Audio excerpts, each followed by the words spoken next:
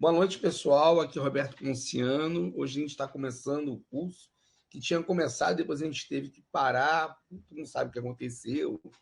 Não precisa aqui eu desfiar um rosário sobre o que aconteceu. E eu vou fazer um curso participativo, tá?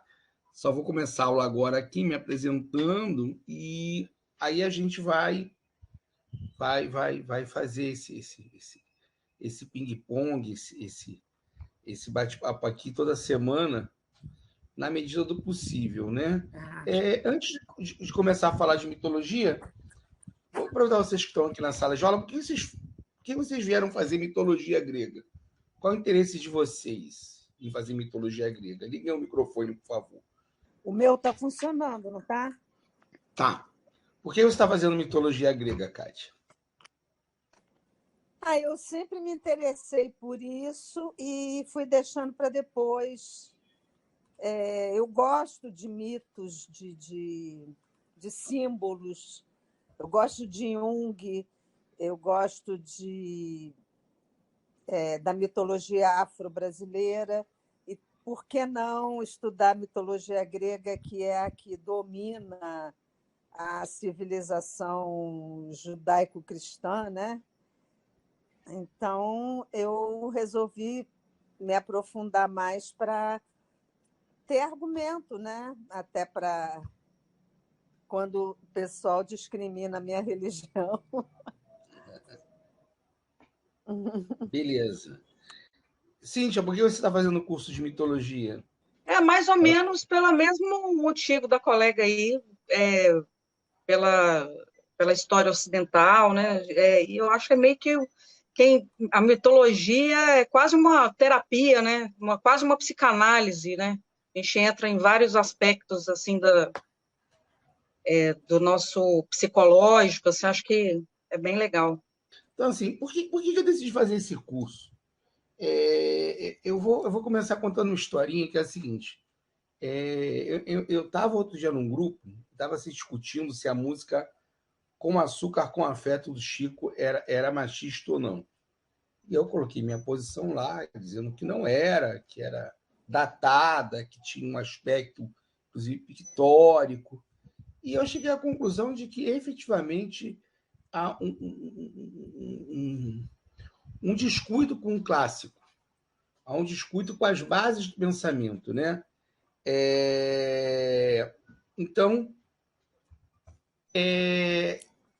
mesmo nas universidades, as pessoas estão lendo, mesmo quando muitas vezes faz um mestrado, etc. e tal, as pessoas leem aquilo que é colocado ali para ler. Não todo mundo, tem gente que realmente se aprofunda. E, efetivamente, a gente faz um discurso que se retroalimenta dele mesmo. Então, qualquer coisa vira qualquer coisa e cheio de hipertexto, né? Você efetivamente não está muito preocupado para saber qual é a base daquele pensamento, de onde vem aquele pensamento. E a mitologia, ela cumpre essa função. A mitologia, ela é base do pensamento ocidental, né? Como alguns falaram. Aí eu só consigo te colocar para dentro com... Eu segurar seu microfone aqui, está tendo barulho. Só consigo te colocar para dentro com câmera, tá?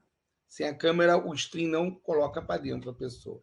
Eu não consigo te adicionar. Você até vai me ouvir, você não vai conseguir participar.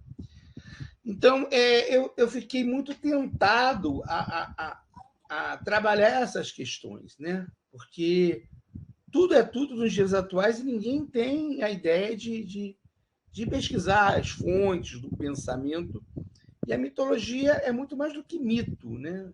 Primeiro porque mito pegou a pecha de mentira, né? A primeira coisa que a gente tem que desmitificar é a ideia de que mito é uma mentira. Né? O mito é um arquétipo, diria Jung, né? E embora eu até tenha lido Jung para dar aula, eu não sou junguiano, tá? Primeiro que eu não sou psicanalista. Segundo, que eu realmente não sou junguiano porque eu sou ateu, sou cético. Mas gosto muito dessa história dele relacionar a mitologia com a psicanálise, dando uma significação humana. Isso, na verdade, remonta a Freud, né? Você pegar o complexo de Édipo, que é base da etiologia da neurose, o complexo de Édipo é um mito. É um mito. Então, o mito não é uma mentira. O mito é um símbolo que entroniza uma série de ramificações que são extremamente significativas para a humanidade, né? Você pegar, por exemplo, o teatro grego é assentado em cima de vários mitos. E o teatro grego tinha várias funções. Tinha uma função religiosa, mas mais do que uma função religiosa, ele tinha uma função política e tinha uma função política não no sentido porque a gente também tem que tirar essa pecha de que o político é o eleitoral, né? Eu sei que nem todos têm essa pecha, mas muita gente acha que quando fala de política está falando de eleição. A política é a nossa vida, né? A política é a água que a gente bebe, é o ar que a gente respira.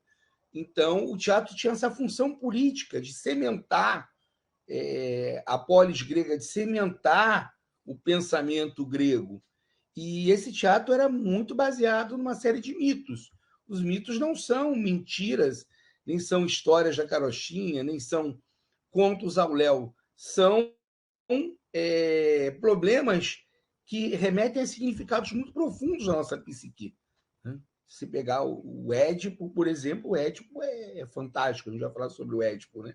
Aquele que cometeu todos os pecados contra todos os interditos sem nunca ter pecado, né? Porque ele nunca teve a intenção, ele estava o tempo inteiro sem a possibilidade ou a intenção de cometer, de ultrapassar aqueles interditos.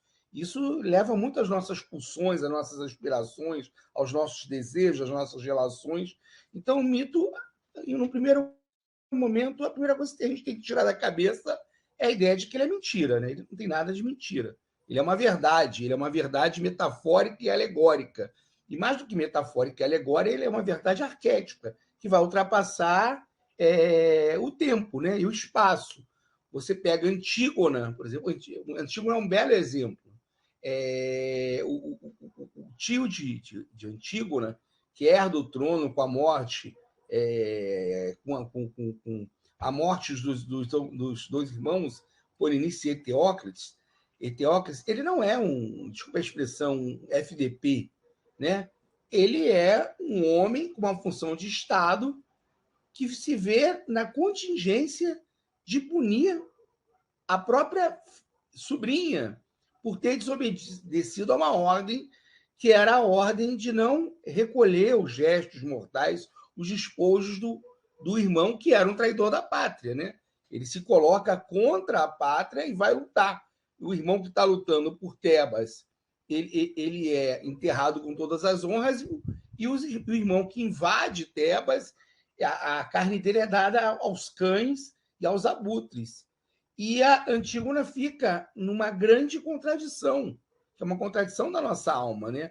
O dever perante o Estado, o dever perante a pátria, o dever perante a coletividade e o seu dever de irmã, seu dever fraternal, seu amor de irmão pelo irmão, de deixá-lo ali insepulto, o que era uma grande ofensa dentro da polis grega, né? Vocês sabem que uma das questões que levou Sócrates à condenação foi porque, numa das batalhas gregas, Alcibíades, parece, teve que fugir e não recolheu os corpos de gregos que foram mortos, estavam boiando na batalha. E Sócrates participou do julgamento e Sócrates ele absolveu o Alcibíades, dizendo que era uma necessidade daquele momento da batalha de não recolher os corpos. E aquilo foi considerado uma impiedade, né? Existia toda um rito ligado aos mortos, aos antepassados dentro da Grécia. Então, Antígona ela fica naquela situação de pagar com a própria vida a devoção, né, de enterrar o corpo do irmão. E ela vai e ela desobedece a uma lei do Estado, né? O Estado personificado no tio dela, e ela enterra o irmão 2 vezes. Ela enterra, ele é desenterrado, ela enterra de novo. E ela assume a culpa pelo ato dela e ela é punida. E aí vem a tal da híbris, né? Que a híbris é mais do que um pecado. A híbris é uma imprudência, a híbris é um destempero, a híbris é um orgulho exacerbado que ofende aos deuses. E todos são punidos, né?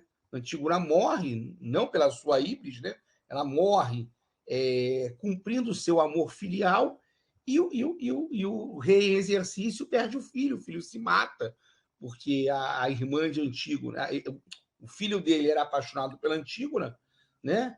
Estaria prometido a ela em casamento, quando ele vê a Antígona morrer, ele se mata e dá fim àquela prole, né? Dá fim àquela geração. Então, todos são punidos pela híbris, né? A híbris desmedida é punida. Os dois irmãos que entram em conflito são punidos, porque por isso nem se tinha a opção de não entrar em combate com seu irmão. Ele poderia ter escolhido uma outra porta. Ele ofende a híbris quando ele vai lutar contra seu irmão. Um irmão mata o outro, os dois são punidos pela sua híbris. Então, os mitos eles trabalham com sentimentos muito humanos. A guerra era uma realidade da Grécia. Você vai olhar, a mitologia grega é muito guerreira, porque a guerra fazia parte da constituição do Estado grego. Esses gregos nos parecem tão bárbaros, mas a guerra de conquista, inclusive, fazia parte do modo de produção antigo, né? A conquista, o saque, fazia parte da constituição daquelas cidades-estado. Então, efetivamente, a mitologia ela é base para muita coisa. Ela é base, primeiro, para a própria filosofia, né? Obviamente que, e aí eu quero até falar sobre isso, né? É bem importante separar, porque quando eu falei que a gente tem que voltar às nossas bases, a gente tem que ter paradigmas também, né? Tudo agora é tudo, né? A gente entrou num hipertexto muito grande com a pós-modernidade. Outro dia, eu dava aula no pré-vestibular comunitário em Campo Grande, esqueci um nome, e eu criei uma grande confusão lá. Eu vou te contar por quê. Eu estava nesse pré-vestibular comunitário e começou aquela história de que a filosofia começou na África, não na Grécia. Tudo teria começado na África, né? Então, os gregos, na verdade, teriam só plagiado os africanos e não teriam criado a filosofia. O problema é o seguinte: em toda discussão, se você tira o parâmetro, não tem discussão. Qual é o seu parâmetro? Se eu disser que a medicina começou em qualquer lugar, a medicina começou entre os indígenas. Tá, mas o que você chama de medicina? Você tem que ter um parâmetro, né? O que você chama de Estado? O Estado começou quando, né? Você tem que ter um parâmetro. Senão você fala, por exemplo, que o índio tinha Estado. Por exemplo, eu, como marxista, para mim, índio não tem Estado. E para ter Estado tem que ter dominação de classe. Tem que ter opressão de uma classe pela outra. Se não existe opressão de uma classe pela outra, você tem uma comunidade, você tem uma organização social, você tem uma comuna, você tem um modo de produção comunista primitivo, mas você não tem Estado. O Estado nasce quando há diferença de classe. Então, se eu falo que os indígenas já tinham Estado, o meu parâmetro some. O que é Estado? Então, qualquer organização é Estado, né? Então, o que é filosofia? O confucionismo é filosofia, o budismo é filosofia, o taoísmo é filosofia. Então, tem esse apagamento um pouco do parâmetro, né? Nessa tentativa de falar, não, que os gregos eram brancos, então é racista dizer que a filosofia começou na Grécia. Me desculpem, mas isso é uma bobagem. É uma imensa e tremenda bobagem. Porque ninguém que vai estudar filosofia está interessado nos olhos azuis dos gregos ou nos cabelos anelados e louros dos gregos. Ninguém vai estudar filosofia na Grécia por causa disso. Mas qual é o parâmetro? E o parâmetro comum, até hoje aceito, para quem estuda filosofia de maneira séria, de a filosofia ter sido inventada e não descoberta na Grécia, né? E é por isso que os mitos gregos são tão importantes, é que pela primeira vez existe separação entre o pensamento mágico e a razão. Esse é o grande parâmetro. Antes, nunca, em nenhum lugar, assim como na democracia grega, eu vou falar sobre a democracia grega, em nenhum lugar houve cisão entre razão e pensamento mágico. O que eu quero dizer com isso? O budismo é lindo? É. Uma filosofia de vida maravilhosa? É. Você pode ser budista? Pode. O budismo é filosofia no sentido racional? Não. Iluminação, caminho da iluminação.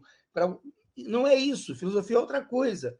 A filosofia na Grécia começa efetivamente com a preocupação cósmica, com a preocupação da ideia da criação do mundo, né? Com os 4 elementos: água, terra, fogo e ar, que podem parecer ingênuos para a gente, mas é a primeira tentativa de separar o saber dos deuses, né?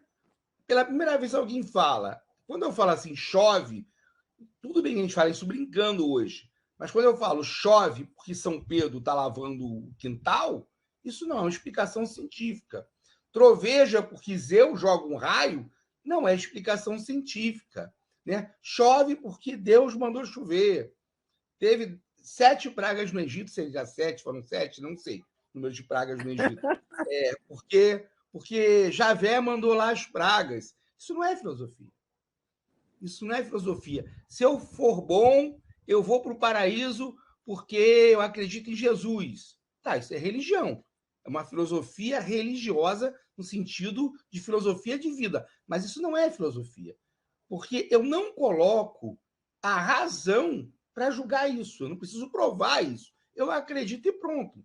Se você é espírita, ou se você é candomblecista, se você é budista, qualquer religião que você for, por mais que haja razão também nisso, entre a razão e a fé sempre prevalece.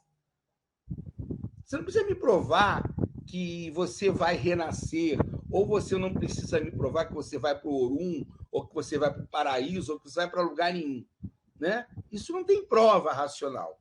Isso é parte do seu dogma. Pela primeira vez na Grécia, surge um pensamento científico, racional, a parte do pensamento místico.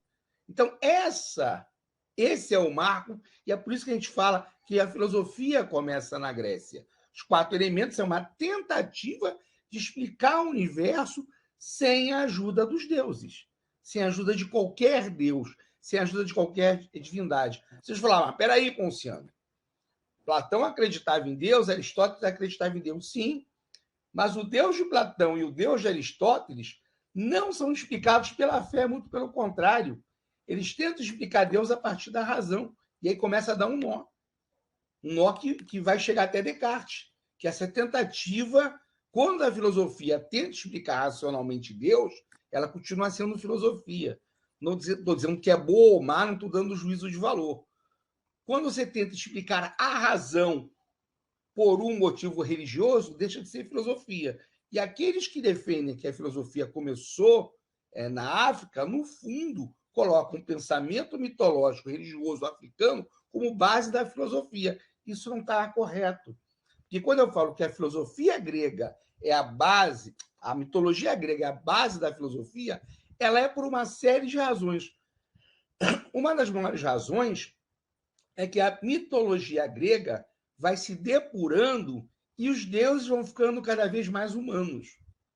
Os deuses gregos são humanos demais. Eles são raivosos, eles sentem ciúme, eles sentem despeito, eles sentem inveja, eles sentem ira, eles se vingam, eles matam, eles roubam, eles cometem adultério. Zeus, o Senhor do Universo, é o Deus mais, nos dias de hoje, para a nossa visão atual, mais machista que existe. Primeiro, como ele é um princípio fecundador, ele vive o tempo inteiro com desejo. Ele deseja o tempo inteiro. E quando ele deseja, ele consegue. Porque quem vai resistir à sedução de Zeus? E ele comete as maiores falcatruas, ele faz as maiores tramóias para conseguir o que ele quer. Ele se transforma em chuva, ele se transforma em touro, ele se transforma em chuva de ouro, ele se transforma em cisne. O que ele tiver necessidade de fazer para conseguir o que ele quer, ele faz. Esse Deus está muito longe de ser um Deus perfeito ou o Deus de Platão, o Deus de Aristóteles. O Deus platônico, e aí esqueci a obra agora, o Diálogo de Platão, que é contra os deuses, talvez esse diálogo tenha comprometido Platão, o Sócrates platônico, Sócrates, no julgamento, ele vai tripudiar e vai zombar dos sacrifícios, né? Eu não lembro agora qual é o diálogo muito interessante, que o Sócrates está fazendo uma discussão e chega alguém e fala para ele se ele não vai sacrificar os deuses. E ele começa a perguntar por que ele sacrificaria os deuses, qual seria o proveito disso, o que ele ganharia com esse sacrifício. Ele fala que o benefício dos deuses. Aí ele fala assim, mas peraí, como assim o benefício dos deuses? Os deuses não têm tudo, lhes falta alguma coisa? O cara fica, se eles são deuses, não lhes falta nada. Então, por que eu vou ter que dar alguma coisa para eles que eles vão se sentir homenageados? E se eles são deuses e necessitam disso, eles são deuses, eles não são superiores, eles não têm um sentimento superior. Então, a filosofia ela faz uma inversão. Ela vai tentar pensar numa divindade a partir de uma racionalidade, e não o contrário, pensar numa racionalidade a partir da divindade. Até aí foi essa coisa do pensamento. Querem perguntar? Pode falar. Esse final aí ficou meio confuso. Como assim? Por exemplo, religião. Alguém aqui é católico? Liga o microfone, Aida. Liga o microfone. Eu não tenho nenhuma religião. Fui formada, digamos assim, criada na religião católica, por influência de meus pais, principalmente minha mãe, mas eu não tenho nenhuma religião. Há séculos. A comunhão, a transubstanciação da carne em pão e em vinho. Isso é uma racionalização de um dogma, e não um pensamento racional sobre Deus. Você tem que acreditar no dogma, aí você pode construir coisas lindas sobre isso, que é uma forma de você comungar com Deus, que é uma forma de você comungar com seus irmãos, mas primeiro você acredita realmente num dogma, e a partir daí você racionaliza um dogma, entendeu? A religião faz isso. E o pensamento racional sobre a religião, o pensamento filosófico, é tipo o cogito ergo sum rapidinho, do Descartes. Se eu posso pensar numa razão que é puro bem, essa razão só pode ser Deus. Isso é uma outra coisa. Pode falar, Aida. Eu não tenho religião, não consigo ter religião. Gostaria até de ter alguma religião. Eu sou baiana, moro em Salvador, sou arquiteta também, por isso me interessei muito pela temática, não é? Porque desde muito cedo na escola de arquitetura e depois, né, em todas as minhas graduações eu tive um foco na Grécia. E vou fazer um contraponto aqui, não sei se está muito distante, mas vou tentar fazer, por sendo você como professor, me ajude, me auxilie. Eu, como baiana, eu tenho muito acesso e gostaria muito de ter me aprofundado mais nas religiões de matrizes africanas, onde tem muitos mitos, onde tem todos os orixás, histórias maravilhosas e belíssimas. E eu me ressinto muito de não ter me aprofundado nisso. Então, eu quero, assim, na minha idade já fiz, enfim, já tenho eu acho que eu sou mais velha do que vocês todos, mas eu quero trabalhar mais essa coisa mais de mitologia e mais de orixás, de pensamento. Não, a minha área era uma área de ciências exatas. Depois eu descobri que a arquitetura, depois já há algum tempo isso, que a arquitetura não é ciências exatas, ela é mais para humanas, e eu estou enveredando nessa área. Então, esse contraponto que eu queria fazer entre as raízes, a religião de matrizes africanas, né? Se é que tem, e os mitos. Não, assim, mitologia tem de todas as procedências. Por que eu trabalho com a greco-romana? Né? Minha mãe era Yalorixá. Depois ela não praticou mais, mas eu até brincava com ela. Eu falei, seus assentamentos, a senhora nunca retirou, né? Ela falava que não era mais, que era espírita kardecista, eu ficava brincando com ela. Mas seu assentamento, a senhora não tirou, né? Então, a senhora fala que não é, mas é. Então, assim, só que, quando você pega a religião africana, até porque a religião africana você não tem uma literatura. Isso é uma outra discussão. Ah, mas você tem a cultura oral. Tá, beleza. Mas isso também é uma outra coisa. Literatura é uma coisa. Literatura só existe depois da indústria literária. Tem Exato. muita gente fala, mas por quê? Lá na China, você vai pegar a produção cultural chinesa, é uma produção cultural, por exemplo, muito de romance histórico, e não tem essa função da fruição. Tem, inclusive, uma função estatal, que é diferente dessa função que foi criada no Ocidente depois da criação da imprensa, né? Então, quando você pensa em literatura, você pensa em imprensa, em criação literária voltada para um público, etc, etc. Não precisa entrar por aí. A ideia de dar a literatura greco-romana é fazer essas correlações. A correlação com a psicanálise, a correlação com a filosofia, a correlação com a literatura. A mitologia africana tem muita importância para nós, porque já tem toda uma relação com a nossa literatura.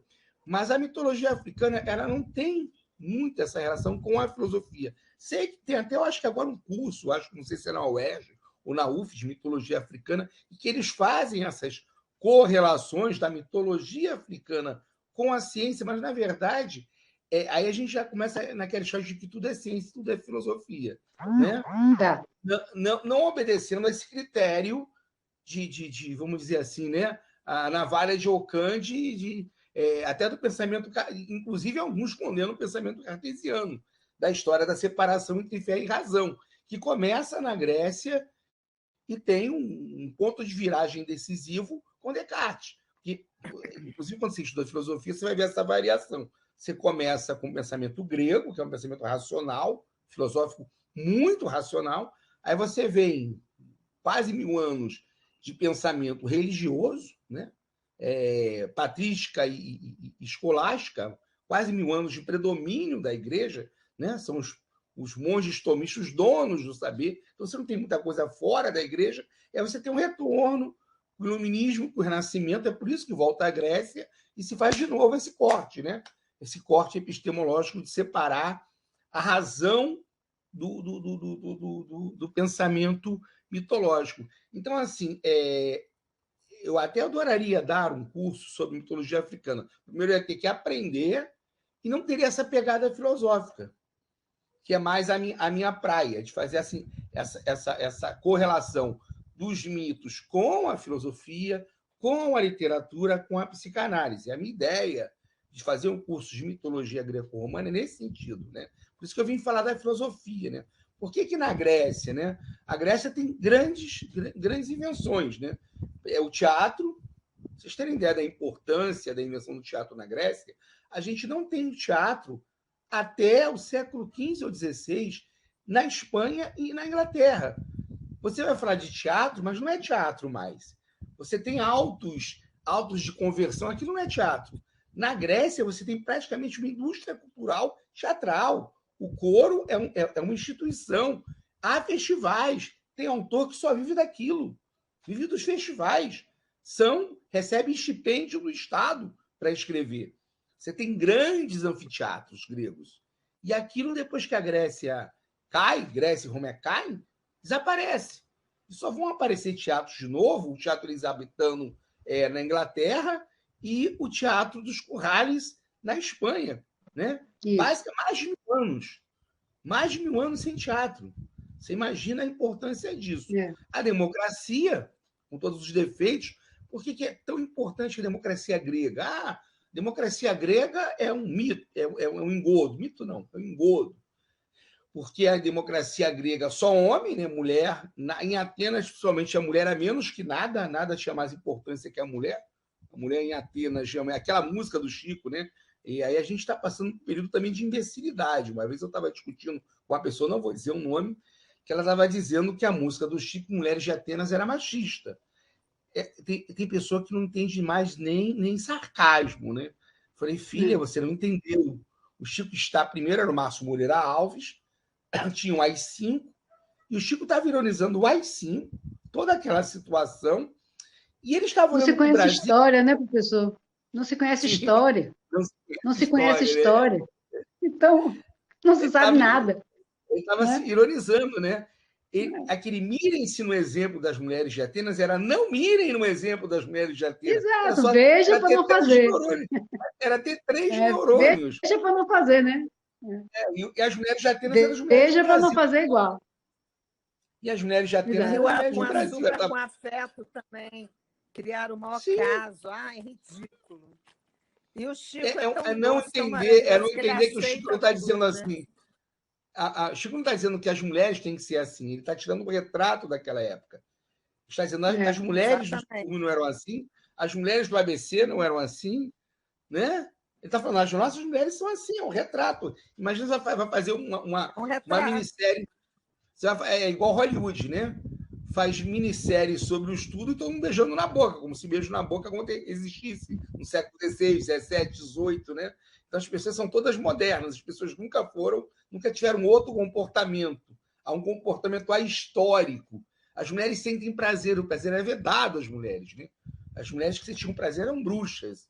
O prazer era Eu continuarei ouvindo Chico, cantando Chico e essas músicas em especial, que são geniais. Não, sim, mas é importante entender como as pessoas perdem a dimensão até e perdem a dimensão da representação de uma coisa da coisa. Isso é fundamental na análise da obra de arte. Se você confunde, se você transforma a coisa representada numa coisa real, você perde a dimensão. A arte é sempre uma metalinguística, é sempre uma representação. Se você confunde obra de arte com um processo histórico, o artista não tem compromisso histórico, não tem compromisso de fidelidade histórica. Ele está fazendo uma metáfora. E a metáfora cabe, inclusive, uma série de interpretações. Naquela época. Uma metáfora inclusive de interpretações. Época.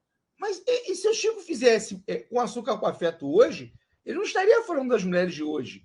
Primeiro que ele fala assim, ó, você diz que é um operário. Não tem mais operário hoje. Você tem trabalho precário, mas você tem operário? Operário da onde? Hoje em dia as fábricas trabalham sozinhas, basicamente.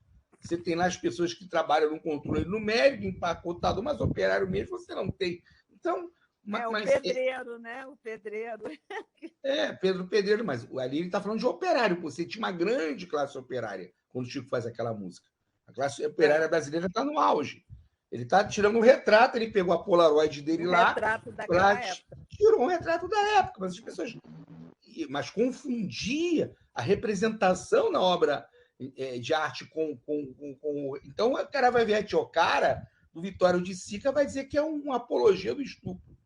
Que é aquele filme pavoroso, pesado, da mulher e da filha que são estupradas dentro da igreja, né? Dentro da igreja pelos aliados. E aquele filme representa de verdade que as maiores vítimas da guerra são as mulheres, que elas não são estupradas pelos nazistas. Elas estão fugindo dos nazistas e são estupradas pelos aliados. Então, assim, você não vai ver o filme também. É uma loucura muito doida, né? Você vai ter mais obra de arte, você só vai ter manual. Então, até uma ideia de trabalhar mitologia gente, por favor, né? Entendam isso. Então, primeiro, entender, por exemplo, a importância da democracia na Grécia é a mesma importância da filosofia. Por quê? Antes da democracia grega, a democracia grega é cheia de falha. Só homens, mulher era menos que nada em Atenas, só homens com propriedade, então só cidadãos com bens, com posses. Era uma democracia censitária, mesmo depois da reforma de Solon, tinha uma diferença quem podia ocupar cargo e quem não podia ocupar cargo. Estrangeiro não podia, escravo não podia, pobre não podia, sem terra não podia. Pode ser democracia? Claro que não, né? Mas, ao mesmo tempo, era um grande avanço. Por quê? Antes da Grécia, você ocupava o poder pela sua descendência. Né? O que era uma teocracia? Eu sou parte de uma família que tem alguma ascendência divina, que tem uma ligação com Deus. No Egito, o que o faraó falava era lei. No Império Chinês, igual. No Império Inca, igual. Na Grécia, não. Na Grécia, pela primeira vez, o logos, a razão, a palavra está em disputa, mesmo que seja pela aristocracia. Pela primeira vez, você tem que justificar seus atos. Pela primeira vez, você tem que fazer política. A política, como a gente a conhece hoje, nasce na Grécia. Por isso que ela é tão importante. que a política só consegue nascer na Grécia porque você tem uma mitologia muito rica e muito antropocêntrica. Zeus é o senhor do universo. Se você olhar, ele não é tão racional assim. Ele sucumbe à tentação sempre, ele adultera, ele tem inveja, ele é punitivo, ele é irascível. A mulher dele também. A mulher dele sente inveja da mulher mais nova, sente inveja da mulher mais bonita. A guerra de Troia, né? Paris paga com a vida, e a família toda de Paris paga com a vida, porque no Jardim das Hespérides, no pomo da discórdia, ele preferiu a beleza de Afrodite, a beleza de Hera e a beleza de Atena. Toda uma civilização é trucidada por conta de uma querela entre deusas para saber quem era mais bela. Qual das três deusas era mais bela? Afrodite é eleita, né? E Hera e Atena se vingam de Paris. Joga uma maldição sobre ele.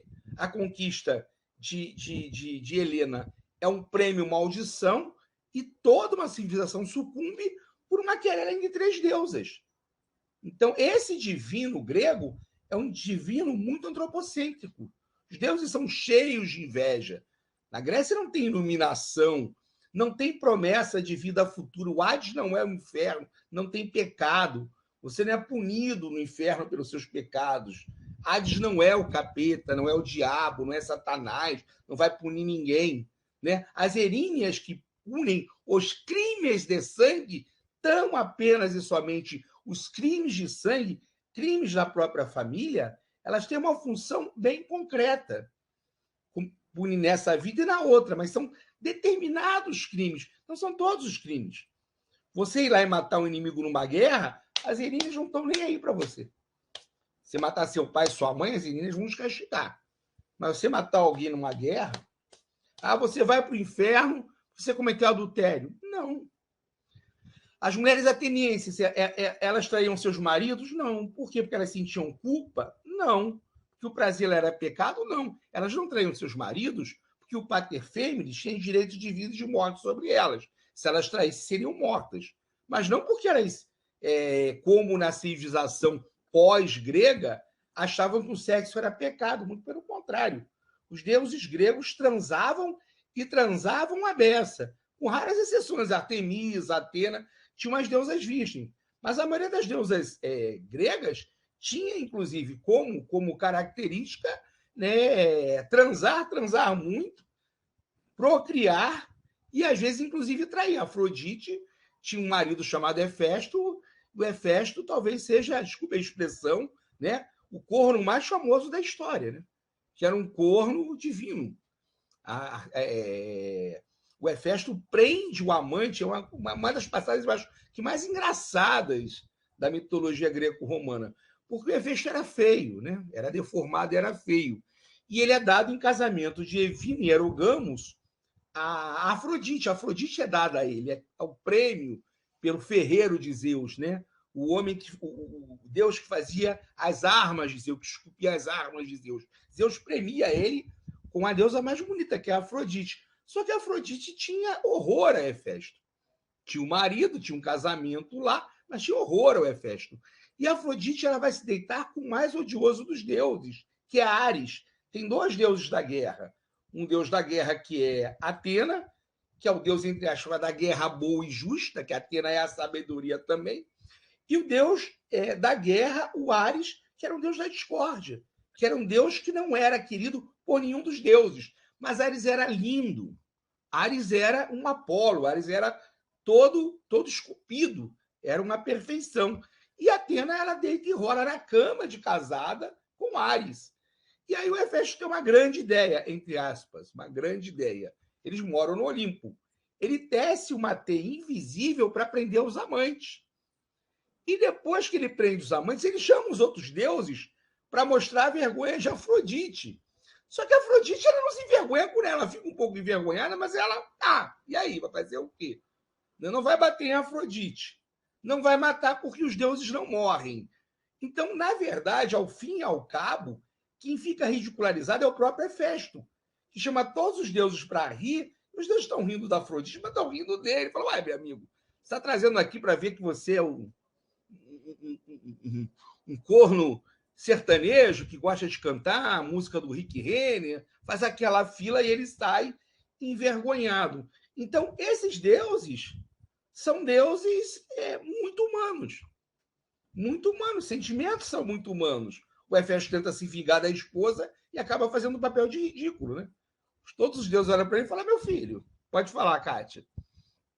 Me tira uma dúvida. Como é que a mitologia foi passando? A escrita já estava funcionando nesse período? Não, a mitologia grega ela vai parar na escrita antes da filosofia. Ela vai parar na escrita tanto com... Meu Deus do céu! Vai parar com Hesíodo, mas vai parar também com... Epa, peraí. Deu um nó aqui na minha cabeça. Homero. Sabe por que eu perguntei? Porque você está contando, se eu for lá para a França, ou para a Espanha, ou para a Grécia, qualquer um lá vai contar a mesma história, igualzinho. Não tem mudança. Não. Tem muitas mudanças. Existem várias versões do mesmo mito. Várias versões do mesmo mito. Por exemplo, Psique é um mito moderno. É um mito greco-romano recontado no Império Romano. Então, se concebe que Psique era uma deusa que realmente existia, uma deusa menor na Grécia, mas que não tem nenhum relato sobre Psique até o século, não sei se século II ou III, é Apuleio que vai retratar Psique. Na verdade, a gente tem documentos, o Hesíodo, os Trabalhos e os Dias, né? Ele é o primeiro a documentar os deuses, ele vai documentar e vai fazer um apanhado geral. Depois o Homero. Deus, esses principais Sim, todos aí. Mas, assim, as versões escritas dos mitos são várias, das várias peças, o teatro grego, dos historiadores da filosofia, os historiadores da Grécia, Hesíodo, Homero, os poetas, e cada um vai escrever uma versão. E os pós-gregos, porque muito da mitologia que chega para a gente, tirando Disney, vem de recontagem, inclusive de helenistas, que vão recontar os mitos da maneira deles. Inclusive, tem toda uma discussão sobre Homero, porque, assim, Homero, primeiro, não se sabe se ele existiu. Não existe uma unanimidade em dizer que existiu um Homero. O Homero pode ter sido um grande poeta, um grande cantador, tipo... como é que é mesmo? Não tem, qual é mesmo o nome daquele poeta português que a gente fala que tudo é piada dele? Esqueci agora o nome. Né? Camões? Não. Um poeta e o que você falou? Um poeta português que a gente fala que é tudo piada dele. Eu não sei quem é, não. Também não. Estou tentando lembrar do poeta português que a gente fala que é piada dele. Poeta português que a quem são atribuídas piadas. Deixa eu ver aqui. Não estou achando. No Brasil, muitos, né? No Brasil, um poeta português, todo mundo fala que é piada dele. E nenhuma delas é piada dele. Nenhuma delas é piada. O Brasil tem essa mania, né? De fazer pilhéria com português, né? Não. Mas eu não sei. Eu não sei do que você está tratando. Na verdade, é só uma brincadeira. Eu estou aqui tentando lembrar qual é o nome do poeta português. Não é Camões, não. Um poeta que a gente não, fala... Camões não é possível. Fala piada do não sei o quem, piada do não sei o que lá. Então é o seguinte, tem várias versões. Tem uma versão que é a seguinte, que diz que Camões existiu, escreveu a Ilíada e escreveu a Odisseia. Né? Mas que a Ilíada e a Odisseia não teriam sido... a versão que a gente tem não teria sido escrita por ele na época. Teria sido recompilada, etc. Teria chegado ao nosso século, mas que ele, Homero, teria sido quem realmente escreveu. Tem uma outra versão que diz que ele nunca existiu e que isso foi fruto de vários escritores que foram compilando aquelas lendas sobre a Guerra de Troia e montaram a Ilíada e a Odisseia.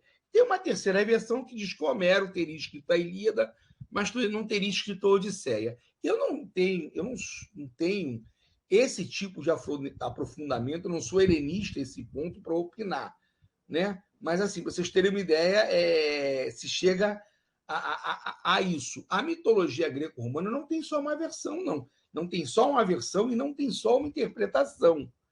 Há várias formas de interpretação. A interpretação que eu trabalho muito em cima daquele livro do Junito de Souza Brandão que eu mandei para vocês, que é um livro bem interessante, que ele trabalha em cima de uma análise junguiana dos mitos greco-romanos. Eu gosto muito daquele livro, né?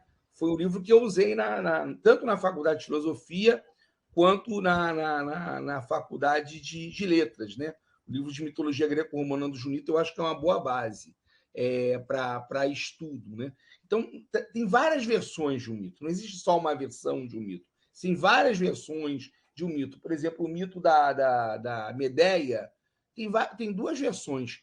Tem uma versão que ela mata os filhos e tem uma versão que ela não mata os filhos, que ela efetivamente foge com os filhos, alguma coisa assim, entendeu? Então, na verdade, a versão em que ela mata os filhos é a versão teatral, é a versão que foi levada ao teatro, a tragédia. A tragédia fixou muito dos mitos que a gente tem, que recontou os mitos de uma determinada forma. Não tem só uma versão. Quando eu vou contar os mitos, alguns mitos falam, olha, tem essa versão e tem essa versão. Mas o mais importante do mito... A mitologia africana tem 1000 versões de tudo, porque é tudo passado falado. Na verdade, tem uma questão sobre a tal da mitologia africana, porque o que a gente chama de mitologia africana é mais mitologia afro-brasileira, né? Porque, por exemplo, a gente fala do Não, mas tem a pura mesmo, africana. Tá, aí você teria que pegar... O Pierre Fatumbi Verger, tem um livro do Pierre Fatumbi Verger que ele aprofundou bastante.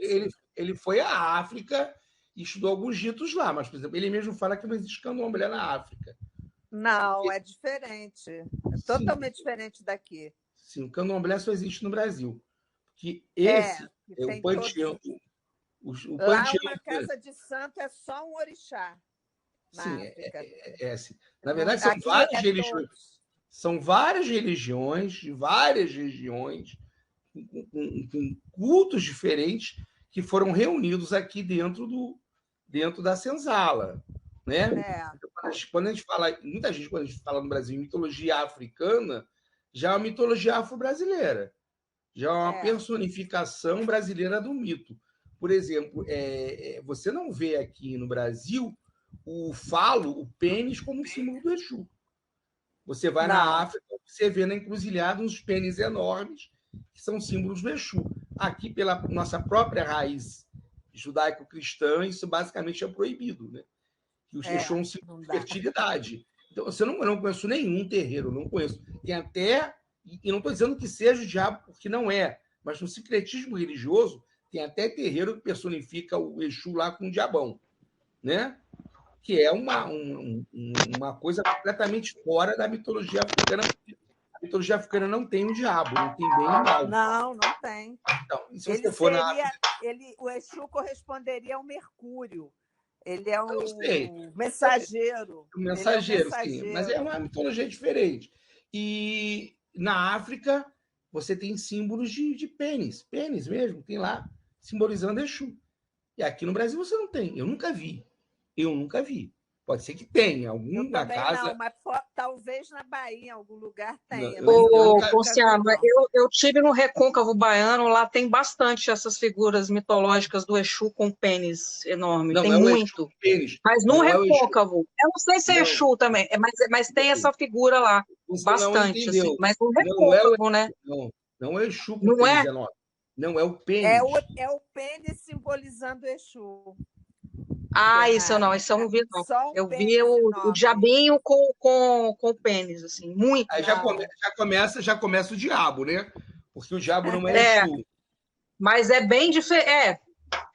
Mas eles têm uma uma coisa meio diabinho, assim, também já não deve ser a mesma figura que a É o gente que sincretismo, veria que é o lá que na África, né? mas tô É, falando, na África Já eu vi é um documentário, sincrético, já mesmo na Bahia, né?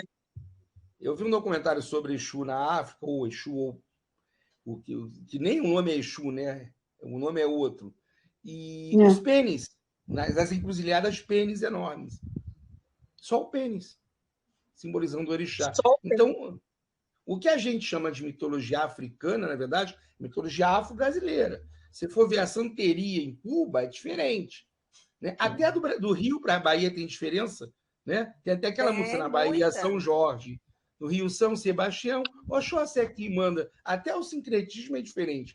Porque os mitos africanos, para poderem ser cultuados no Brasil, foram misturados, sincretizados com a fé católica. Então, aí vai. Né? Mas deixa eu voltar para a Grécia, senão a gente. E eu não sou especialista em afro-brasileira. Tá? Nem Então, eu, é assim. só Não, especulação. sim, mas assim. Bocage, aqui o Vladimir Carvalho, Bocage, exatamente o Bocage. Piadas do Bocage. Ah, Tem Tudo Bocage. é piada do livros. Bocage. Nenhuma Mas, daquelas piadas é do Bocage, nenhuma. Não, mas, Absolutamente. mas o do Bocage, há algum tempo, se falava quando se queria dizer que era uma coisa assim, fora de padrão da norma culta, Sim, moral, ou etc. a imoral e tal, né? Não, não mentira, mas a coisa mais da moral mesmo, Sim, mas tem livro de piada do Bocage. Eu tinha um. né? Piadas do Bocage. Ah, Tem aquelas interessante piadas isso. do Coxinha. E é tudo É por mentira, isso que eu não não é? liguei o nome ao assunto, porque Bocage eu tinha outra. Aqui, ó, eu tenho aqui um baiano parecido com Bocage, que é o Gregório. Ah, Gregório Isso de é, Matos, claro. que é o típico Boca do da época, que é Inferno, né? a coisa do moralismo. Então, assim, poderia ser as piadas do Gregório. Porque, na verdade, não são piadas. Você, quando lê o livro do Gregório, Não, não. eu fui ler. Pra você ter uma ideia, eu tive uma experiência assim, meio esquisita no colégio. Porque eu peguei aleatoriamente um texto do Gregório e fui ler, aí eu parei no meio. Porque eu falei, gente, vai dar problema, eu vou ser demitido desse colégio. Se você for ler o texto do Gregório, do século XVII, XVIII, hoje, você fala, gente, a gente se acha moderno? Se a gente se Você não acha posso fazer uma moderno, observação? pode. É uma curiosidade. Eu não quero tomar a palavra, não, mas é uma curiosidade para a gente ver que país é esse. Eu tenho um irmão, meu irmão caçula, Ricardo Bittencourt, ele é ator e diretor de teatro. Ele é baiano, atualmente ele mora na Alemanha. Mas, por um período, ele ensinou Gregório de Matos aqui na Bahia, aqui em Salvador. E foi uma No colégio, tragédia. colégio de ensino Não, médio, não? não, ele foi ao teatro, fez a peça do Ah, teatro. teatro. É, Imagino o E moralismo foi, mas, nosso. exatamente, ele foi convidado a partir daí para fazer essa encenação em Lisboa.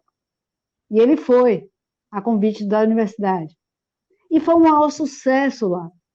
O brasileiro ele tem essa coisa do moral, do É falso incrível isso. Gente, falso quando eu me lembro dessa história, eu fico arrasada, porque ele teve que Então, sair da origem para ir para outro lugar, para poder as pessoas ouvirem e se encantarem pela história que é riquíssima. por exemplo, você tem ideia da poesia do. Eu estou entre adultos, vocês têm uma ideia da poesia do Gregório? Tem umas coisas assim que Tenho. eu peguei, eu falei, não vou ler ele, não vou ser demitido dessa escola se ele se for. E tem poesia do tipo assim: ele fala para a mulher parar com essa mania de tomar banho, porque tirava o cheiro. Ele não falava vagina, né? Ele falava a palavra mesmo, tira o cheiro e tira o gosto. Então parem com essa mania. Ele tem poesia sobre a bunda e sobre o ato sexual da sodomia, né? Então, então assim, eu falei do Boccaccio por causa disso. Eles, existiam esses poetas e ele foi, não foi padre, mas ele foi frei, né? Ele recebeu as ordens e depois foi expurgado das ordens também, o Gregório. É só para fazer a justiça, viu? Tem um grande poeta e professor universitário baiano, Fernando da Rocha Pérez, emérito da universidade, que tem uma obra completa de estudo seríssimo e interessantíssimo sobre Gregório de Matos. Mas no popular, no teatro, não foi compreendido. Entendeu? Não, essa aqui, não, Só isso. aqui são 5 volumes. Eu só não sei quem é que, Né? que coletou aqui. Poemas Não tem nenhum de atribuídos. Fernanda Rocha Pérez? Não, é Cláudio Ascencio Cunha, João Adolfo Hansen e Marcelo Moreira, edição e estudo. Obra completa aqui. Obra completa. Tá. Mas assim, eu falei do Antônio Vieira, porque é isso. Pela imoralidade, claro. toda a poesia imoral foi atribuída a ele. Então, existe uma desconfiança de que a Ilíada e a Odisseia não sejam realmente de Homero. Homero seria um poeta que cantaria de corte em corte e teriam atribuído a ele, mas isso não sou tão helenista, assim, tão erudito para ter parte nessa história. Mas qual a importância dessa mitologia? Você tem esse grego que desmitificou os deuses, retirou os deuses do seu trono. Os deuses gregos são pessoas como nós, só que, entre aspas, com superpoderes, né? Quase os Marvel da época. Né? Você vai olhar e falar assim, mas esse deus aqui é igualzinho a mim. Esse deus aqui, quando tá pau da vida, ele pega um raio e fulmina um desgraçado qualquer.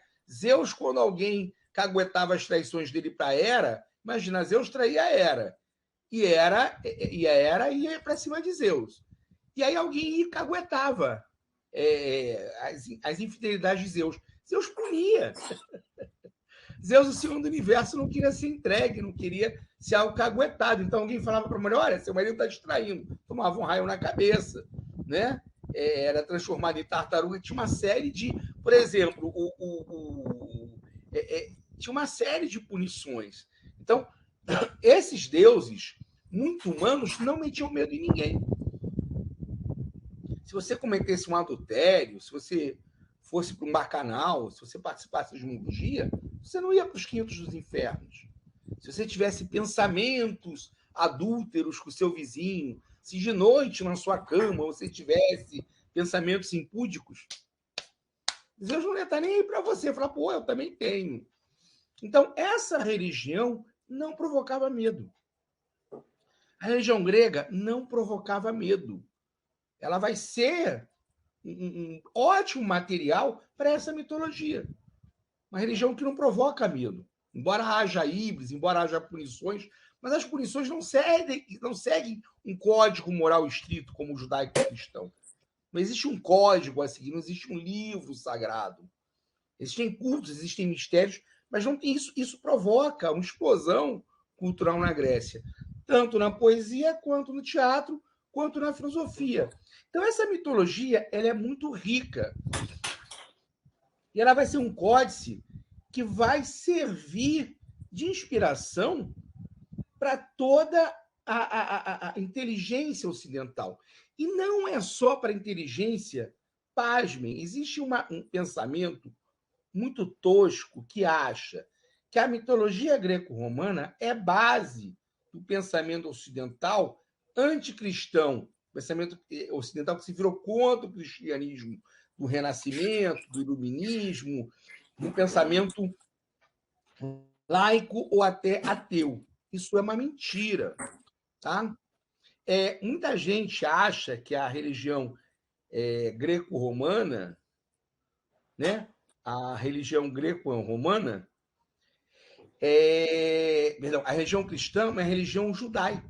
Né? A gente vive falando, o código moral judaico-cristão, código moral judaico-cristão, sim, boa parte do moralismo sexual pode ter sido herdado dos judeus. Mas a exegese bíblica, o cristianismo, é muito mais grego que judeu. Todo o Novo Testamento foi escrito por judeus helenizados, em grego. Não foi nada escrito em hebraico. Nada. Nada foi escrito em hebraico. Paulo, o grande apóstolo, era um romano helenizado. Né? Era um romano helenizado, era um romano que falava grego, escrevia em grego. Então, a Bíblia, as epístolas de Paulo eram escritas em grego. Então, toda toda a Bíblia, todo o Novo Testamento, que ninguém sabe se realmente foi escrita por Paulo ou por quem foi escrita, as cartas de Paulo, as epístolas de Paulo, muito menos os testamentos dos apóstolos, todos aqueles apóstolos já estavam mortos quando foram escritos aqueles testamentos, e nenhum deles sabia escrever, muito menos sabia escrever em grego, né? Então, todo o cristianismo tem por base um pensamento grego platônico. O pensamento, a ideia daquele Deus cristão é muito pouco judaica. É muito pouco judaica. Então a gente se vira e olha e fala, não, o pensamento grego foi muito influente no Renascimento, foi muito influente no Iluminismo. Até porque a gente está tendo um problema muito grande, tem uma coisa muito engraçada, né? Eu sou ateu e às vezes eu vou defender Jesus dos cristãos agora. Agora eu dei para ser advogado de Cristo, né? Os caras falam tanta barbaridade que falam, não, pera. Não, velho. Não, tá tudo errado, peraí. Né? Porque quando você estuda filosofia, você vai estudar uma coisa chamada exegese. Porque a Bíblia é igual lei, né? Quem for advogado sabe.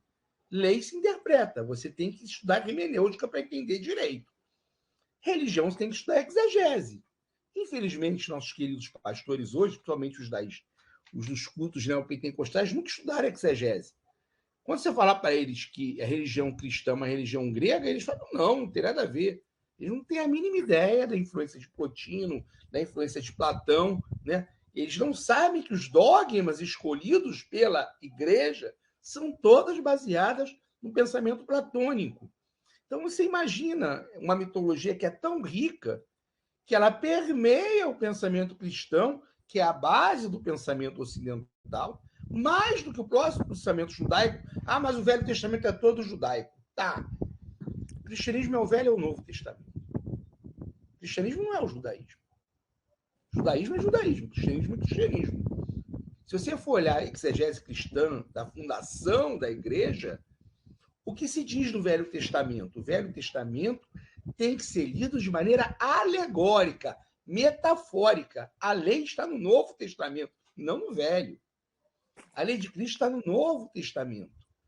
E esse Novo Testamento é todo baseado em ideias platônicas.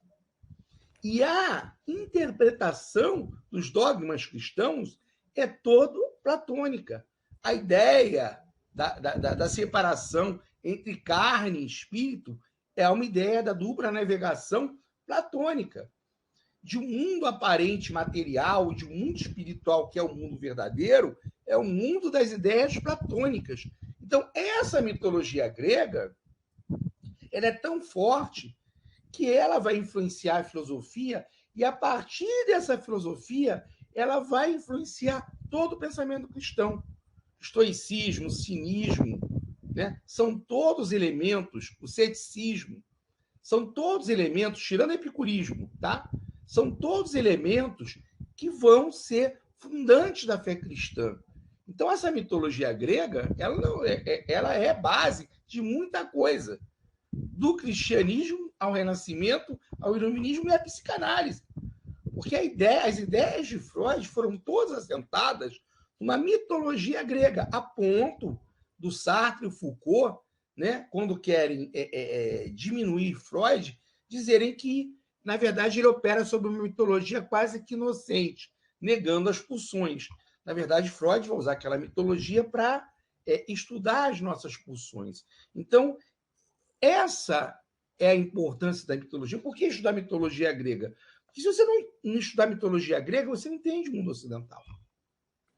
E a gente vive mesmo no mundo oriental hoje em cima de uma cultura que é alicerçada em cima da ciência ocidental.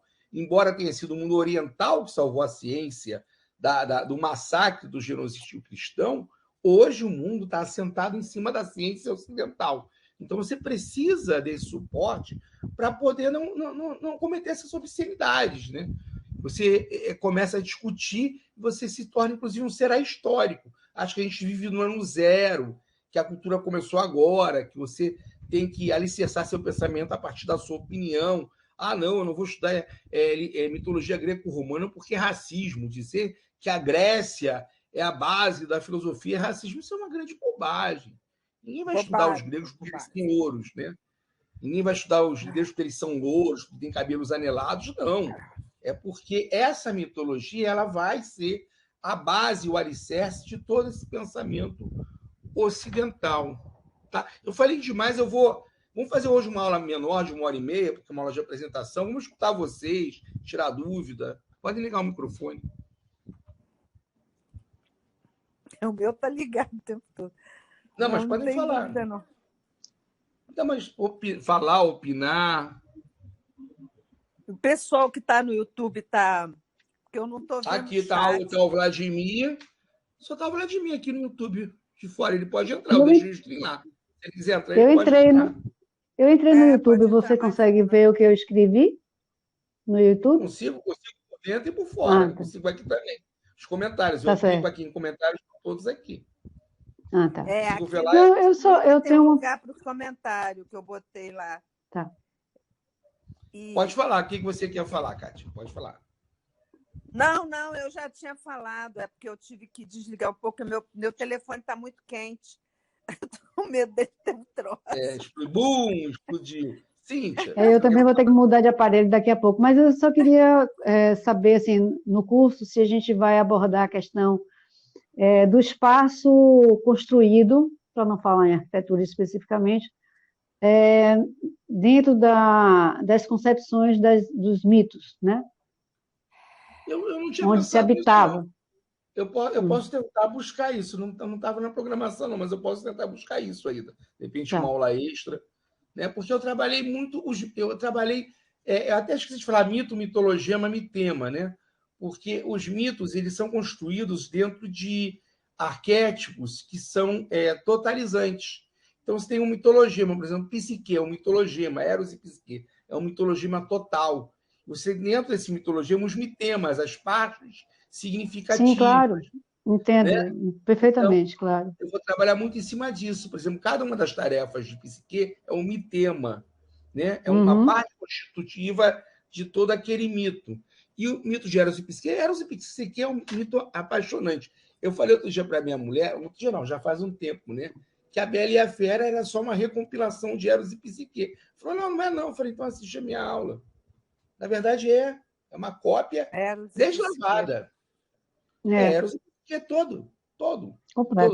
Não era para criança, né? Mesmo o mito da Bela e a Fera, os contos dos irmãos Grimm eram contos, inclusive, que tinham aspecto de terror, de susto, de trauma, né? Não no sentido de traumatizar. E, inclusive, tem uma discussão sobre isso. Esqueci o nome do psicanalista, ele escreveu um livro muito bom sobre os contos, né? E ele abordando essa ideia de não pode contar mais contos para as crianças porque traumatiza. Ele estava dizendo que não. Muito pelo contrário, a vivenciação é como no teatro. Você vivenciar aquele trauma na ficção te prepara para enfrentar o trauma real da vida. Quando você pega o Chapeuzinho Vermelho e transforma o lobo num lobo bom, você está dizendo para aquela criança que só tem coisa boa lá fora. E não é verdade. Né? Efetivamente, o Chapeuzinho Vermelho é um conto erótico. Se você pegar lá a Psicanálise dos Contos de Fada, esqueci o nome do autor, muito bom o livro. Podem procurar, Psicanálise dos Contos de Fada. Chapeuzinho Vermelho, é claro que é uma adolescente. É um livro? Psicanálise de Contos de Fada? Psicanálise dos Contos de Fada. Deixa eu ver o autor aqui, eu consigo rapidinho, eu tenho esse livro, só não sei onde está. É porque a minha filha ela é psicanalista, de repente ela até tem. Muito legal esse livro, muito legal. É o para ela. Psicanálise dos Contos de Fada é o livro do... Vai aparecer o nome... Caramba, tá difícil, hein? Aparece tudo menos o nome do cara. Bruno Bettenheim. Bruno Bettenheim, Psicanálise dos Contos de Fada. Tá? É um livro porque ele fala exatamente isso. Porque quando você adoça os contos, né? Vladimir, eu posso buscar uma aula extra sobre isso, tá? Sobre a questão dos espaços construídos. Não é muito minha praia, não. Quando você adoça os contos de fada, né? Você tira dele essa função que é a função de assustar. É a função de falar, olha, cuidado. É a função de trabalhar esse conflito, trabalhar esse medo, trabalhar essa angústia, que era a mesma função que tinha o teatro grego. Quando você transforma o Chapeuzinho Vermelho no Chapeuzinho Amarelo e o lobo mau no lobo bom, você fala, olha, não, fica tranquila que não O mundo lá fora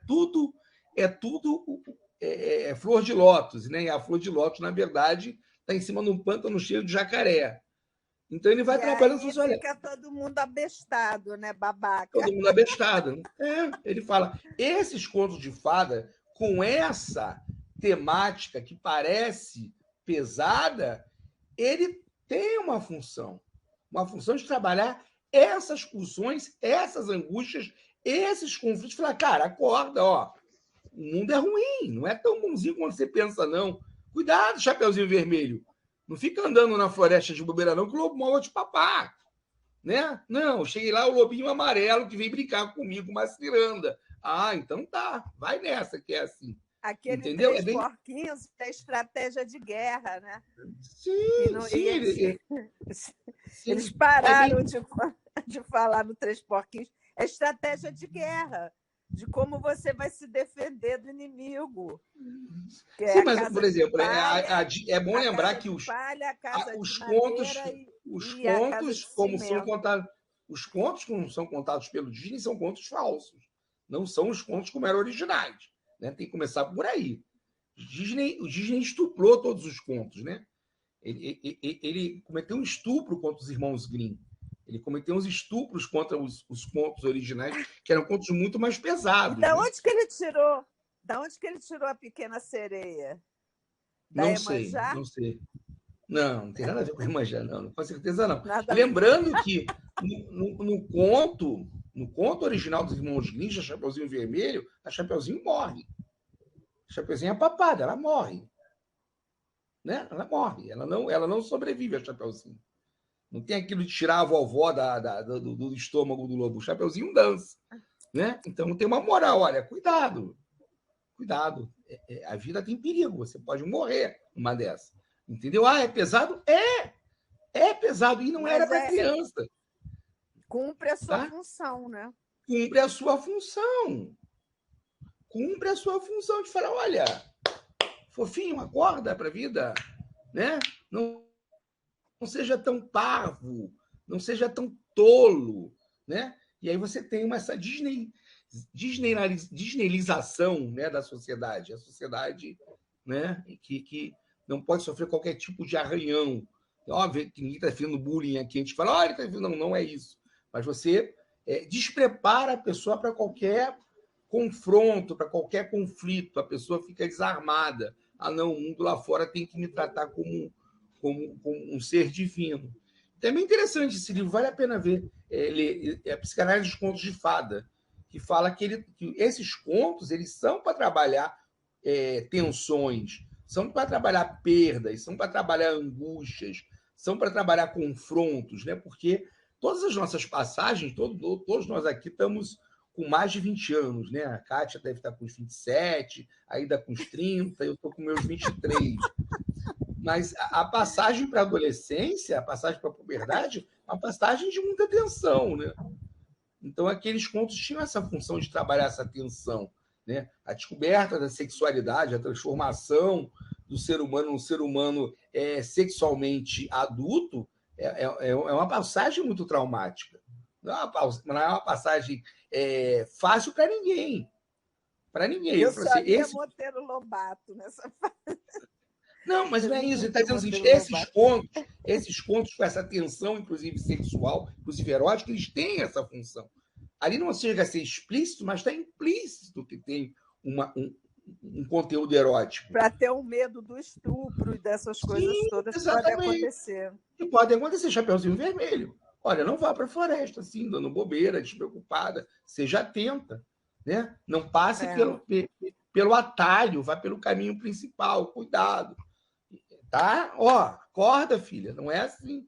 Lobo mau vai te seduzir, vai te falar um monte de coisa no ouvido, mas ele só quer te papar. Basicamente é isso. Tem uma função, inclusive, moral dentro do texto, né? Então, quando você adoça isso, então não precisa mais contar, né? É o Shrek que vira o ogro bonzinho, né? Você vai tirando todo o conflito, toda a perda, toda a dor daquilo. Isso ele fala, isso não serve. Melhor não. Qual era a função do teatro na Grécia? É uma função catártica, né? você vivenciava a tragédia. Né? Por isso que eu falo da importância de saber diferenciar a interpretação da realidade. O grego chorava com a morte dos persas. Na realidade, o grego queria matar os persas. Mas quando a frota persa era toda destruída e o rei chegava derrotado no seu império, os gregos choravam a morte dos persas na peça.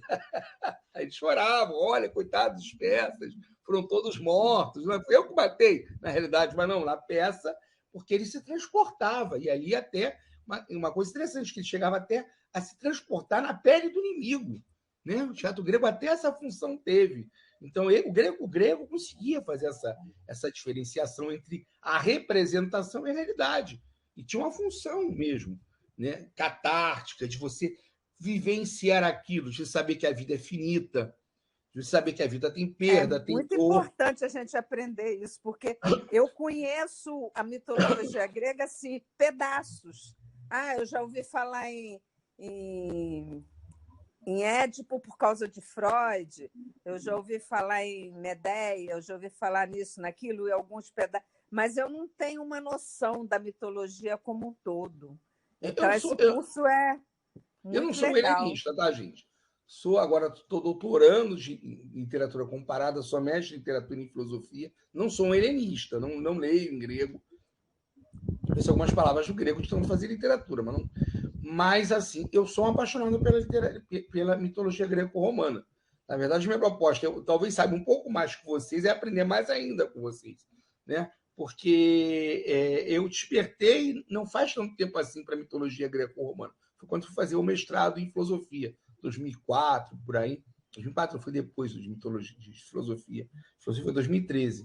E a partir daí eu realmente falei, gente, como é que eu vivi tanto tempo sem entender isso aqui? Eu passei a ter o interesse em entender, e eu passei a entender melhor a literatura, eu passei a entender melhor as coisas, entendendo a mitologia. Às vezes você vê um negócio na literatura e você não entende que tem uma referência mitológica. Você olha, mas o que é isso? Não estou entendendo nada. É porque falta essa bagagem que vai se perdendo, né? É uma base. Sim, na verdade, é ter mais que uma base, é um tesouro. Tem um texto do Vargas Llosa, que ninguém gosta do Vargas Llosa, porque ele é um traidor, né? O Vargas Llosa passou para a direita, é um cara da direita agora, um anticomunista famoso, mas ele é um grande escritor, apesar de tudo. Apesar de tudo, Vargas Llosa é um grande escritor. Ele tem um texto maravilhoso, que, inclusive, tem o mesmo nome de um texto do Lenin, A Que Herança Renunciamos. E ele fala sobre isso, da perda do interesse literário e de como a gente vai perdendo essas referências que são chaves de leitura universal. Madame Bovary, né? Você vai falar, às vezes, para um jovem Madame Bovary, ele vai achar que é um seriado. Né? Quem é Madame Bovary? Né? Não, o Quixote. Então, a mitologia tem essa mesma função. O Quixote é maravilhoso. Então, a literatura tem essas chaves de leitura que são muito parecidas com as mitologias. O Quixote é um mito universal e permanente. Daqui a 5.000 anos vão estar estudando Quixote. Daqui a 10.000 anos vão estar estudando Quixote. Daqui a 30.000 anos vão estar estudando Quixote. Eu tenho um quadro do Quixote aqui em casa, enorme. Daqui a 30.000 anos, ninguém vai estar lendo Stephen King, tenho certeza absoluta. Daqui a 30.000 anos, ninguém vai lembrar quem foi Stephen King. Mas vai estar todo mundo lendo Quixote ainda. E vai ficar, porque tem essa coisa do permanente, porque é um arquétipo de uma condição humana que você lê ali, e todo mundo tem um pouco de Quixote, todos nós temos. A Kátia tem, a Aida tem um pouco de Fiel Escudeiro. Eu acho que eu tenho mais de Quixote, mais de maluco mesmo do que do Fiel Escudeiro. O Fiel Escudeiro é mais sensato. O Sancho Panza. Mas eu conheço um monte de Fiel Escudeiro. Mas ele mantém uma certa racionalidade, né? O Quixote já se joga de cabeça. Inclusive, a meia loucura do Sancho é muito interessante, né? Aquela loucura pela metade, né? Que ele mantém uma relação ainda com a realidade. O Quixote não tem mais nenhuma relação com a realidade, né? Ele vira uma realidade paralela. E o Sancho consegue manter aquela porta aberta para a razão. É muito interessante. Né? Eu vejo isso, um político legal com o assessor lá. Assessor, olha, pelo amor de Deus. Né? Não mas faz sentido? Faz sentido.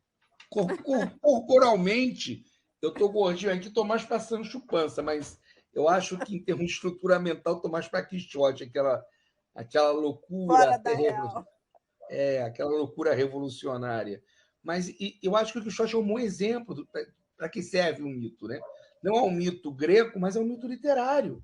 É um mito que permanece, assim como Madame Bovary. Você olha para Madame Bovary, é um mito, né? De uma mulher que está insatisfeita, eternamente insatisfeita, né? E é uma nova mulher, porque até ali não tem aquela mulher insatisfeita.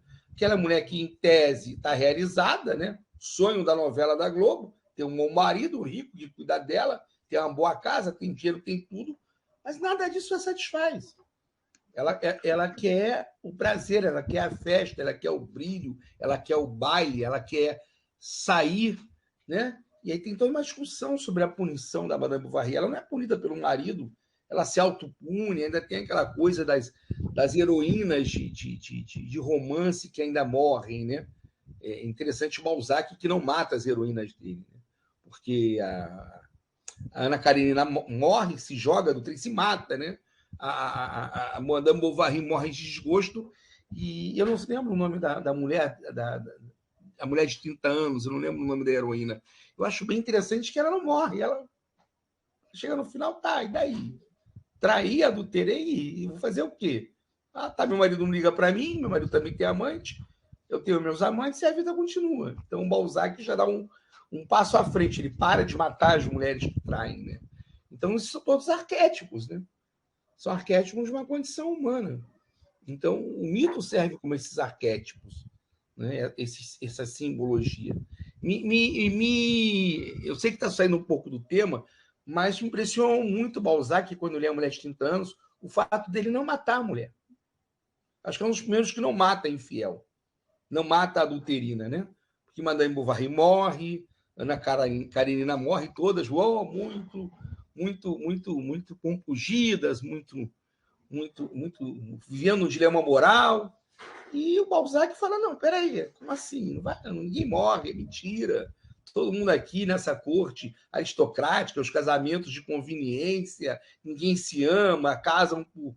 Porque a história da mulher Quintana é uma mulher jovem que se casa com um homem mais velho, rico e coisa e tal, e o homem não se interessa por ela, depois de um tempo aquele casamento é só uma fachada, as coleguinhas chegam para ela e falam: olha, filha, aqui na corte todo mundo tem um amante.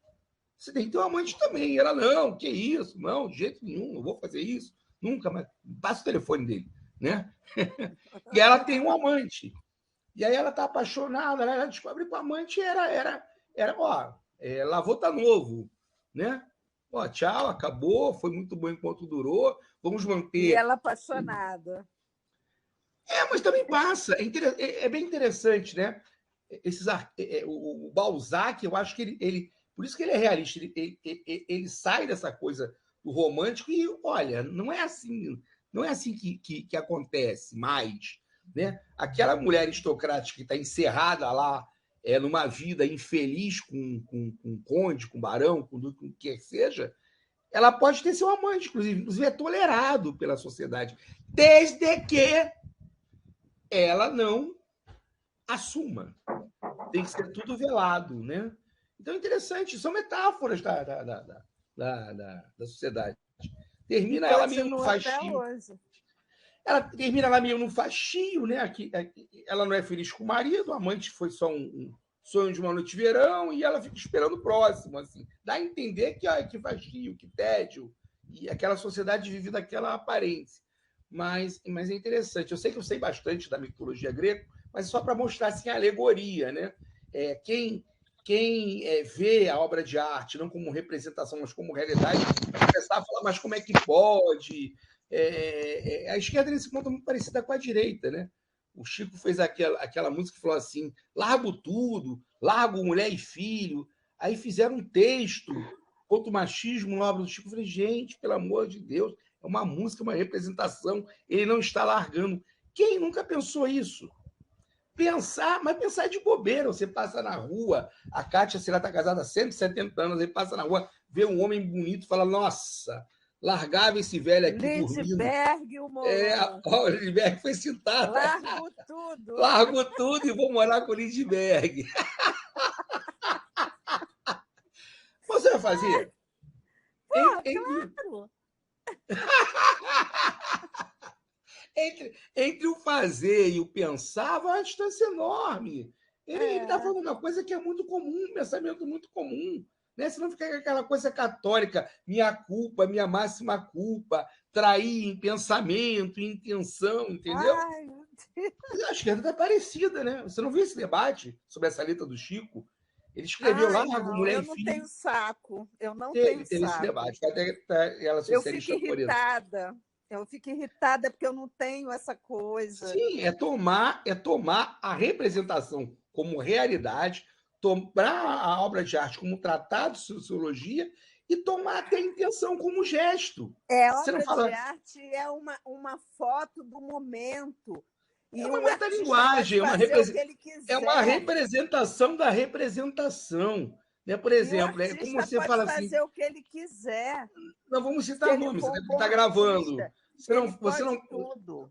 Você não sempre percebe que não fala assim, eu mataria esse desgraçado, vamos falar os nomes dos desgraçados. Você mataria a pessoa realmente? Você pegaria uma arma e daria um tiro na pessoa? Pois é. Você não, às vezes olha e fala, pô, esse FDP que acabou com o meu país, se eu tivesse uma arma, eu dava um tiro nesse FDP. Você pensa isso. Você vai fazer? Não, mas depois eu penso que eu vou matar e vai ter mais 200 igual a ele. Aí mas na arte, você extravasa isso. Na arte Você extravasa isso. As pessoas não estão tendo entendimento, né? Não sei o que está acontecendo. Eu estou com muita dificuldade para assimilar essas bobagens que estão aparecendo. Eu gosto do Foucault nesse ponto, mais do que o do Marx. Eu sou marxista, mas gosto do Foucault. Essa função que parte da esquerda se transformou do especialista de vigiar e punir.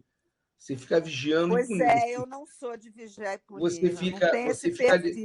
Você fica debatendo, que eu não vi o BBB, mas eu vi o texto, né? Se o cara que ganhou o BBB... Eu não vejo BBB nem morta. Mas eu só deixo eu dizer o que é.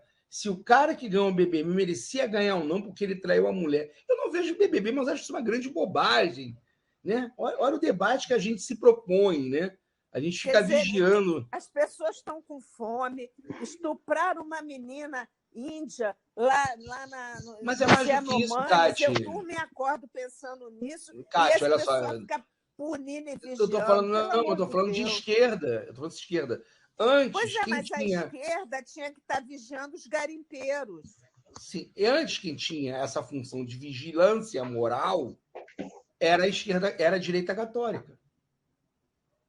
Antes, quem tinha essa função de vigilância moral era a direita católica. Quem está passando a exercer essa função, muito por uma influência de identidade de banco central, é a esquerda. Fica nessa coisa do vigiar e punir. Mas não é sobre isso a aula, mas também. Estou fora disso. Eu sou mais de vigiar e punir coisa séria. Coisa séria. Estupro de a gente tem mais do... A gente tem mais do que punir o estuprador, a gente tem que tirar o garimpo daquelas terras para não ter estupro. Porque você ficar punindo o estuprador... Que o Bolsonaro colocou lá, né? Sim, mas punir o estuprador é achar que vai derrubar a árvore cortando o ramo. Punir o estuprador é achar que vai derrubar a árvore cortando o ramo. Sabe, punir um vai ter outros 400 ali. Ou você tira o garimpo ilegal daquela terra, ou não vai adiantar nada. Mas não é sobre isso. Pessoal, vamos parar por aqui. Hoje era só uma aula de apresentação. A partir da semana que vem, a gente vai mais ou menos entender o que serve a mitologia, qual o objetivo de aprender mitologia, qual é a minha abordagem. Minha pegada é sobre literatura, é sobre psicanálise, é sobre filosofia. Minha pegada não é uma pegada mística. Deuses, minha pegada... né? Os deuses, cada deus e o arquétipo, essa coisa. Sim, mas eu não trabalho os deuses pela divindade deles. Eu trabalho os deuses correlacionando quase sempre com significados literários, com significados psicanalíticos, com significados filosóficos. Minha pegada não é uma pegada mística, para vocês entenderem, tá? É uma mitologia que não tem uma pegada mística. É que eu sou mística. Com certeza. Não, mas eu até falei no anúncio, não é um curso de holística. Porque a gente tem essa pegada. Não é a Nova Acrópole, né? É um curso mais voltado para a área de humanas, de letras, psicanálise, tá? Mas a gente vai falar sobre os atributos de cada deus, óbvio. Mas eu vou sempre dar esse relacionamento terrenal e humano. Até porque tem muito disso. Tem muito antropocentrismo na mitologia greco-romana. Beleza, gente?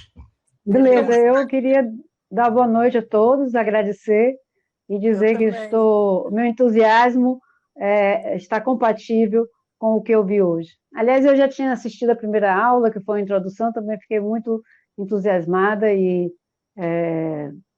desejo boa sorte a todos nós. Valeu, valeu. Pessoal, obrigado, Kátia, obrigado, Aida, Cíntia, Vladimir, e os que vão ver a aula depois, vai ficar gravada.